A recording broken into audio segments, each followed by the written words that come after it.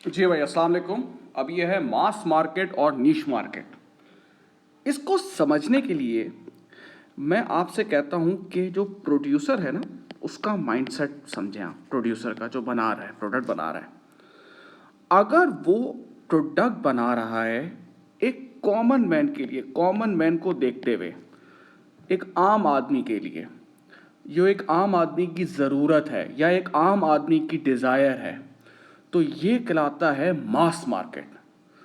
और अगर आप प्रोडक्ट बना रहे हैं एक स्पेसिफिक किस्म के लोगों के लिए, एक स्पेसिफिक टारगेट ऑडियंस के लिए, तो ये कहलाता है नीश मार्केट। अब ये जो मास मार्केट है और नीश मार्केट है ना, ये आपको एग्जाम्पल से समझ में आएगी। अब मास का मतलब होता है ह्यूज, बड़ा।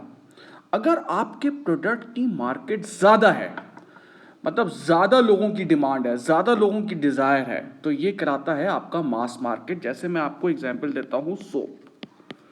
अब सोप है, जाहिर सी बात है, अमीर लोग भी यूज़ करते हैं, पुअर लोग भी यूज़ करते हैं, एजुकेटेड भी यूज़ करते हैं, अनएजुकेटेड भी यूज़ करते हैं, जो लोग कराची में रह रहे होंगे वो भी यूज़ कर रहे होंगे। मतलब ये एक कॉमन मार्केट को देखते हुए बना है। This is what we call mass market. लेकिन अगर मैं आपसे बोलूँगा मेडिकेटेड सोप, ये मेडिकेटेड सोप जिसने बनाया होगा उसके दिमाग में क्या होगा कि ये कॉमन बंदा यूज़ करेगा नहीं, जिसको एक ख़ास किस्म की बीमारी होगी वो जो है ये प्रोडक्ट यूज़ करेगा। This is what we call niche market. बात समझ में आती है? अगर मैं आपसे बात करता हूँ मास मार्केट की, जैसे अब मास चिप्स हो गया, पेप्सी हो गया, कोल्ड ड्रिंक्स हो गई, ये एग्जाम्पल है मास मार्केट के। इसकी प्रोडक्शन बहुत ज़्यादा होती है और कॉमन, मतलब कि आप देखते हो कि कॉमन लोगों को देखते हुए बनाई गई है। अब मैं आपसे एक और एग्जांपल देता हूँ नीश मार्केट की, हेयरिंग एड मशीन। सर ये हेयरिंग एड मशीन क्या होता है भाई? भाई हेयरिंग एड मशीन क्या होता है कि जिन लोगों को सुनने में प्रॉब्लम होती है उसके लिए मैंने एक मशीन बनाई है। अब मैं आपसे सवाल पूछता हूँ, ये एग्जाम्पल कहलाती है नीश मार्केट, क्योंकि ये एक स्पेसिफिक लोगों को देखते हुए बनाई हुई है। अगर एक ग्रुप में 500 लोग हैं और मैं उनके पास जाके बेचता हूँ सोप, तो 500 के 500 खरीद लेंगे यार, उनको ज़रूरत होगी। लेकिन अगर मैं उनको जाके बेचूंगा हेयरिंग एड मशीन, तो 500 में से हो सकता है एक या दो लोग खरीदे जिनको इस चीज़ में मसला हो। बात समझ में आती है? नीश मार्केट जो है वो स्पेसिफिक एक टारगेट मार्केट को, बहुत स्मॉल टारगेट सेगमेंट को देखते हुए बनाई जाती है।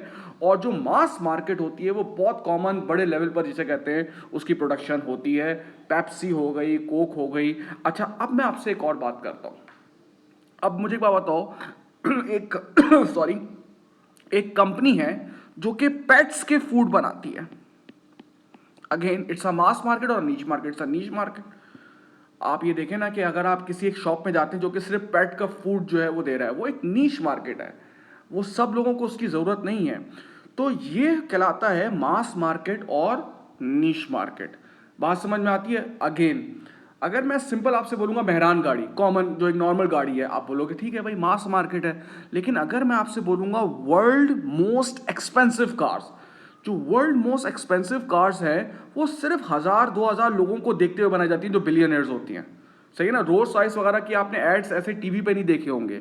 तो ये कहलाती है नीश मार्केट। तो मास मार्केट की अगर आप कुछ और एग्जांपल देख लेंगे तो ये हो जाएगा, क्या नाम है,